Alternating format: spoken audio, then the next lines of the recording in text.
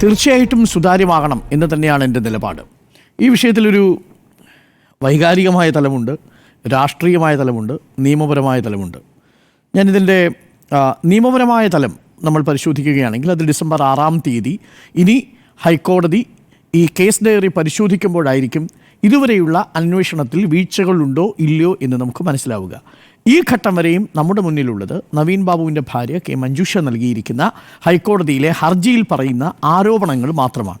2 ആരോപണങ്ങളാണ് പ്രധാനമായിട്ടും കെ മഞ്ജുഷ ഹൈക്കോടതിക്ക് മുന്നിൽ ഉയർത്തിയിരിക്കുന്നത്. ഒന്ന്, നിർണായകമായ തെളിവുകൾ ശേഖരിക്കാനല്ല ഈ സ്പെഷ്യൽ ഇൻവെസ്റ്റിഗേഷൻ ടീം ശ്രമിച്ചുകൊണ്ടിരിക്കുന്നത്, പകരം കൈക്കൂലിക്കാരനാണ് എന്ന നിലയിൽ നവീൻ ബാബുവിനെ ചിത്രീകരിക്കാനുള്ള തെളിവുകൾ ഉന്നത സ്വാധീനമുള്ള പ്രതിയടക്കം ചേർന്ന് SIT-യുമായി ചേർന്ന് ശ്രമിക്കുന്നു എന്നതാണ് ഈ ഹർജിയിലെ ആകെയുള്ള രത്നച്ചുരുക്കമായി ഞാൻ മനസ്സിലാക്കിയിരിക്കുന്നത്.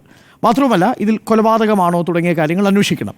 അപ്പം നിലവിൽ ഈ അന്വേഷണ സംഘത്തിന് വീഴ്ച വന്നിട്ടുണ്ട് എന്ന് കോടതി പറഞ്ഞിട്ടില്ല. എന്നാൽ ഡിസംബർ 6-ാം തീയതി അന്വേഷണ റിപ്പോർട്ട് കോടതിയുടെ മുന്നിലെത്തുന്ന സമയത്ത് SIT-യുടെ റിപ്പോർട്ട് പരിശോധിച്ചതിന് ശേഷം മാത്രമേ കോടതി അങ്ങനൊരു നിലപാടെടുക്കൂ. അതുകൊണ്ട് തന്നെ ഈ ഇരിക്കുന്ന നമ്മളിൽ ആർക്കും SIT ഏതെങ്കിലും തരത്തിൽ വീഴ്ച വരുത്തിയിട്ടുണ്ട് എന്നുള്ളത് വസ്തുതാപരമായി നിയമപരമായി പറയാൻ കഴിയില്ല. നമ്മൾ ആ റിപ്പോർട്ട് കണ്ടിട്ടില്ല. മാത്രവുമല്ല, ഇവർ ആരുടെയൊക്കെ മൊഴികൾ എടുത്തിട്ടുണ്ട് എന്ന കാര്യത്തിലും ഇപ്പോൾ ഈ മഞ്ജുഷയ്ക്ക് കൃത്യമായ പരാതിയില്ല. പക്ഷെ മഞ്ജുഷ സംശയിക്കുന്നു ഉന്നത സ്വാധീനമുള്ള ഒരു പ്രതിയാണ് എന്നുള്ളത് കൊണ്ട് തന്നെ PP ദിവ്യ അന്വേഷണത്തിൽ ഇടപെടാനും, നേരത്തെ ഉണ്ണി ബാലകൃഷ്ണൻ പറഞ്ഞതുപോലെ കണ്ണൂരിൻ്റെ പോലീസ് സംവിധാനത്തെ CPM എന്ന് പറയുന്ന സംഘടനയ്ക്ക് രാഷ്ട്രീയമായി സ്വാധീനിക്കാൻ കഴിയുമെന്നുമുള്ള ഒരു ഭയമാണ് ഈ ഹർജിയുടെ പിന്നിലുള്ള ഒരു പ്രധാനപ്പെട്ട കാര്യം. അപ്പോൾ നിയമപരമായി ഒരു ആത്മഹത്യ പ്രേരണ കുറ്റം മാത്രം അന്വേഷിക്കാൻ CBI വരാനുള്ള സാധ്യതയില്ല. എന്നാൽ അതൊരു കൊലപാതകമാണോ എന്നതാണ് കോടതി ചോദിച്ചൊരു ചോദ്യം. അവിടെയും നിയമപരമായി കോടതി 2 കാര്യങ്ങൾ ചോദിക്കുന്നു. ഏത് അർത്ഥത്തിലാണ് നിങ്ങളിതൊരു കൊലപാതകമാണ് എന്ന് പറയുക? അതിന് ഏതെങ്കിലും ഒരു തെളിവ്, ഏതെങ്കിലും ഒരു സംശയം അവിടെയുണ്ടോ? ഇൻക്വസ്റ്റ് നടപടി, അതല്ലെങ്കിൽ പോസ്റ്റ്മോർട്ടം, ഇക്കാര്യങ്ങളൊന്നും കൊലപാതകത്തെ സ്വാധീനിക്കുന്ന കാര്യങ്ങളല്ല. എന്നാൽ ആ സംഭവത്തിലത്തെ ക്രൈം സ്പോട്ടിൽ ഏതെങ്കിലും തരത്തിലുള്ള അങ്ങനെയുള്ള സംശയങ്ങളുണ്ടോ തുടങ്ങിയ കാര്യങ്ങളൊക്കെ കോടതി ചോദിക്കുന്നുണ്ട്. 2, ഈ ഉന്നത സ്വാധീനമുള്ള ഒരു പ്രതിയാണ് മറുഭാഗത്ത് എന്നുള്ളത് കൊണ്ട് ഇത് കൊലപാതകമായി എങ്ങനെയാണ് നിങ്ങൾ ചിത്രീകരിക്കുക എന്നുകൂടി കോടതി ചോദിക്കുന്നുണ്ട്. ഇത് രണ്ടും കോടതിയുടെ മുന്നിലുണ്ട്. കോടതി ഹർജിക്കാരോട് ചോദിച്ചതുമാണ്. ഈ വിഷയത്തിൽ 6-ാം തീയതിയാണ് കോടതി ഒരു നിലപാടെടുക്കുക. അപ്പോൾ നിയമപരമായി ഒരു ആത്മഹത്യ പ്രേരണ കുറ്റം എന്നുള്ള ഒരു നിലയിലാണ് ഇതിനെ കോടതി കാണുന്നതെങ്കിൽ CBI അന്വേഷണം വരാനുള്ള സാധ്യതയില്ല. കാരണം SIT-യുടെ അന്വേഷണ റിപ്പോർട്ട് വരുമ്പോൾ ആ അന്വേഷണ റിപ്പോർട്ടിൽ ഇവരുടെയൊക്കെ മൊഴികൾ രേഖപ്പെടുത്തിയിട്ടുണ്ട്. അപ്പോൾ നിയമപരമായ അതാണ് ഇതിൻ്റെ വശം. അതുകൊണ്ട് തന്നെ സംസ്ഥാന സർക്കാർ ഏതെങ്കിലും ഈ 6-ാം തീയതിക്ക് മുൻപ് ഇങ്ങനൊരു തീരുമാനമെടുക്കുമെന്നും ഞാൻ കരുതുന്നില്ല. ഇനി ഹൈക്കോടതി അങ്ങനെ ഒരു ഉത്തരവ് ഇടണമെങ്കിൽ അന്വേഷണ റിപ്പോർട്ടിൽ ഒരു വീഴ്ചയുണ്ടതായി ചൂണ്ടിക്കാണിക്കണം. അതുമായി ബന്ധപ്പെട്ട് ആത്മഹത്യയല്ല കൊലപാതകമാണ് എന്ന് സ്ഥാപിക്കാൻ കഴിയുന്ന തെളിവുകൾ മറുഭാഗത്തിന് ഹാജരാക്കേണ്ടി വരും. അല്ലെങ്കിൽ അത്തരം സംശയങ്ങളെങ്കിലും ഉണ്ടാവണം. പക്ഷേ അത്തരം സ്ട്രോങ് എവിഡൻസുകളൊന്നും മറുഭാഗത്തില്ല എന്നാണ് ഞാൻ മനസ്സിലാക്കുന്നത്. അപ്പോൾ നിയമപരമായി അത് CBI-യിലേക്ക് പോകാനുള്ള സാധ്യത ചുരുക്കമാണ് എന്ന് ഞാൻ കരുതുന്നു. അതൊരു ആത്മഹത്യ പ്രേരണ കുറ്റമായി നിലനിൽക്കുന്നു. മുൻകൂർ ജാമ്യം നിഷേധിക്കപ്പെട്ടു. എന്നാൽ ജാമ്യം കിട്ടുന്ന സാഹചര്യത്തിൽ ആ കോടതി വിധി വായിക്കുകയാണെങ്കിൽ ആ കേസിൻ്റെ പ്രാധാന്യവും അതേപോലെ തന്നെ ആ കേസിന് സംഭവിക്കാൻ സാധ്യതയുള്ളത് എന്താണ് എന്നുള്ളത് നമുക്ക് മനസ്സിലാവും. കോടതിയുടെ പരിഗണനയിലിരിക്കുന്ന കേസായതുകൊണ്ട് നമുക്ക് അതിൻ്റെ മെറിറ്റിലേക്ക് കടന്ന് പറയുക സാധ്യമല്ല. എന്നാൽ 2-ാമത്തെ ഒരു ഭാഗം വളരെ പ്രധാനപ്പെട്ടതാണ്. അത് രാഷ്ട്രീയമാണ്. രാഷ്ട്രീയം എന്ത് എന്ന് ഉദ്ദേശിച്ചാൽ അതാണ് കുറച്ചുകൂടി ഇതിനകത്ത് പ്രാധാന്യമുള്ളതായി ഞാൻ മനസ്സിലാക്കുന്നത്. ഇന്നിപ്പോൾ പാർട്ടി സെക്രട്ടറി എടുത്തിരിക്കുന്ന നിലപാട് CBI അന്വേഷണം ഏതൊരു അന്വേഷണത്തിൻ്റെയും അവസാന വാക്കല്ല, കൂട്ടിലടച്ച തത്തയാണ് എന്ന് പറഞ്ഞിട്ടുണ്ടല്ലോ എന്ന് പറയുമ്പോൾ നേരത്തെ ഉണ്ണി ബാലകൃഷ്ണൻ ചൂണ്ടിക്കാണിച്ചതുപോലെ സോളാർ കേസിൽ ഇതേ കൂട്ടിലടച്ച തത്തയെ സോളാർ കേസിലെ പരാതിക്കാരി മുഖ്യമന്ത്രിയുടെ ഓഫീസിൽ പോയി നേരിട്ട് പരാതി കൊടുത്തു കഴിഞ്ഞാൽ നിമിഷങ്ങൾക്കുള്ളിൽ ഒരു തീർപ്പാക്കുന്നത് എന്തുകൊണ്ടാണ്? അന്നിത് കൂട്ടിലടച്ച തത്തയല്ലേ? ആണല്ലോ. അതിനു മുൻപ് തന്നെ കോൺഗ്രസിൻ്റെ ഭരണകാലത്താണല്ലോ കൂട്ടിലടച്ച തത്ത എന്ന ഒരു വിശേഷണം സുപ്രീം കോടതി ചാർത്തി കൊടുക്കുന്നത്. അപ്പോൾ സോളാറിൻ്റെ വിഷയത്തിൽ CBI അന്വേഷണം ആകാം എന്ന നിലപാടെടുത്ത പാർട്ടി ഈ വിഷയത്തിൽ കൂട്ടിലടച്ച തത്തയാണ് എന്നതുകൊണ്ട് അന്വേഷണം നടത്തില്ല എന്ന് പറഞ്ഞത് എത്രമാത്രം രാഷ്ട്രീയമായി ശരിയാണെന്ന് പാർട്ടിയാണ് പരിശോധിക്കേണ്ടത്. എന്നാൽ ഇതിനേക്കാൾ അപ്പുറം ഈ വിഷയത്തെ ഗൗരവമാക്കുന്ന ഒരു വിഷയമുണ്ട് എന്നാണ് ഞാൻ മനസ്സിലാക്കുന്നത്. എന്തെന്നാൽ നവീൻ ബാബുവിന് കഴിഞ്ഞ 35 വർഷത്തെ അദ്ദേഹത്തിൻ്റെ സർവീസ് റെക്കോർഡിൽ ഇത്തരത്തിലുള്ള ഒരാരോപണവും നേരിടേണ്ടി വന്നിട്ടില്ല. അദ്ദേഹത്തിൻ്റെ സർവീസ് ബുക്ക് ക്ലീൻ ആയിരുന്നു. LD, UD, അതിനുശേഷം തഹസിൽദാർ മുതൽ ADM വരെ എത്തുന്ന ഘട്ടത്തിനിടയിൽ നോക്കൂ, അദ്ദേഹം ആ കാലഘട്ടങ്ങളിലെല്ലാം ഗസറ്റഡ് ഓഫീസർ ആകുന്നത് വരെ NGO യൂണിയൻ്റെ അംഗമായിരുന്നു.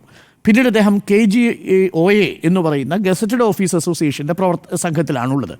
അദ്ദേഹം ഇപ്പോൾ പ്രവർത്തിക്കുന്നത് റവന്യൂ ഡിപ്പാർട്ട്മെൻറ്റിലാണ്. റവന്യൂ ഡിപ്പാർട്ട്മെൻറ്റിൽ KGOയ്ക്ക് വലിയ പ്രസക്തി ഉണ്ടെന്ന് എനിക്ക് തോന്നുന്നില്ല. വളരെ സുപ്രധാനമായ കാര്യങ്ങളെല്ലാം തീരുമാനിക്കുന്നത് CPI അനുകൂല സംഘടനയാണ്. ഈ കേസ് CBI അന്വേഷിച്ചാൽ എന്താണ് ഇനി പുറത്തു വരാൻ പോകുന്നത്? ഇതിന് മറ്റൊരു ആംഗിൾ ഉണ്ടോ?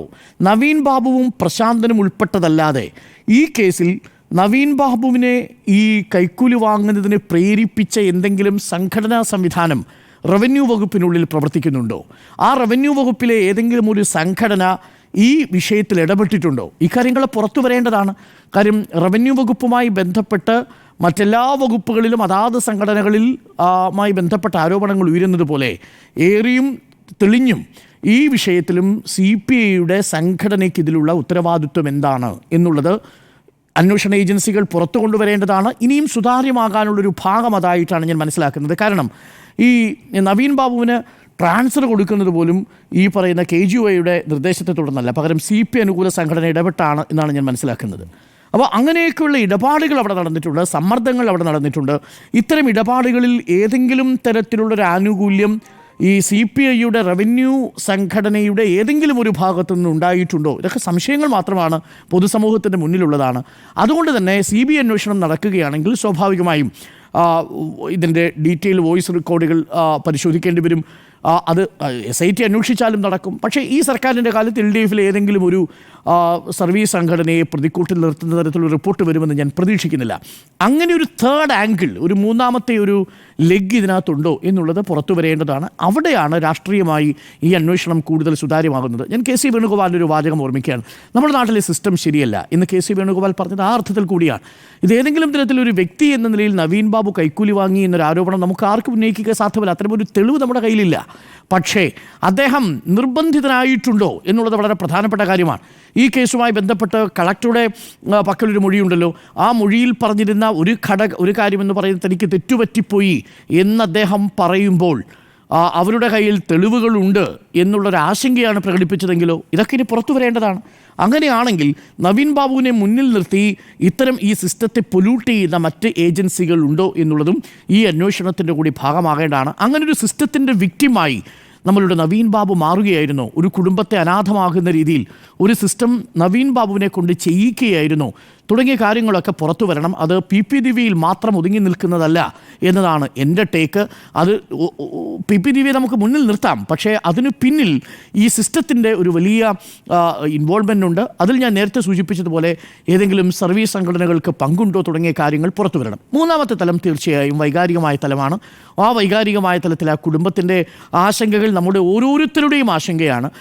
അതിൽ റാഷണാലിറ്റിക്കും അപ്പുറം നിൽക്കുന്ന ഒരു ഇമോഷണൽ കണ്ടൻ്റ് ഉണ്ട്. കാര്യം ആ കുടുംബം ഇനി നാളെ കേൾക്കാൻ പോകുന്നത് ഇദ്ദേഹത്തിനെതിരെയുള്ള തെളിവുകൾ ശേഖരിച്ചുകൊണ്ട് അന്വേഷണ സംഘം വരികയും അത് വീണ്ടും മാധ്യമങ്ങളിലൂടെ ചർച്ച ചെയ്യുകയും ചെയ്യുമ്പോൾ സ്വാഭാവികമായും നമ്മൾ പറഞ്ഞ ഈ രണ്ടാമത്തെ എലമെൻ്റ് ഇല്ലാതാവുകയും അത് നവീൻ ബാബുവിനെ കൂടുതൽ കൈക്കൂലിക്കാരനാക്കുകയും ചെയ്യുന്നൊരവസ്ഥ വന്നാൽ ആ കുടുംബത്തിനത് താങ്ങാൻ കഴിയുന്നതല്ല. പ്രത്യേകിച്ച് 2 പെൺകുട്ടികളും മഞ്ജുഷയും ഇപ്പോൾ ജീവിക്കുന്ന സാഹചര്യം എന്ന് പറയുന്നത് അത്രമേൽ സംരക്ഷിതമായ ഒരു കുടുംബത്തിൽ നിന്നൊരു വലിയ തണലാണ് അവർക്ക് നഷ്ടപ്പെട്ടിരിക്കുന്നത്. അത് ആ കുടുംബത്തിൻ്റെ വൈകാരികമായ തലത്തിന് അതിൻ്റേതായ അർത്ഥമുണ്ട്. അതിനെ പാർട്ടിയും സർക്കാരും ഗൗരവമായി തന്നെ പരിഗണിക്കണം. ഇനി CBI അന്വേഷണം ആവശ്യമല്ല എങ്കിൽ അതെന്തുകൊണ്ട് എന്നുള്ള കാര്യം ആ കുടുംബത്തെ ബോധ്യപ്പെടുത്തണം എന്നുള്ളതാണ് ഞാൻ മനസ്സിലാക്കുന്നത്. കുടുംബത്തിൻ്റെ ആ വൈകാരികമായ തലം പാർട്ടി ഇരുവരെയും ഉൾക്കൊണ്ടിട്ടുണ്ടായിരുന്നെങ്കിൽ ഇനിയും തുടർന്നും ഉൾക്കൊള്ളണം എന്നതാണ് എൻ്റെ ഈ വിഷയത്തിലെ നിലപാട്. അതുകൊണ്ട് സുതാര്യമാകണ്ടേ എന്ന ചോദ്യത്തിന് സുതാര്യമാകണം. അതിൻ്റെ രാഷ്ട്രീയ തലമടക്കം ഈ അന്വേഷണത്തിൽ പുറത്തു വരികയും വേണം എന്നതാണ്.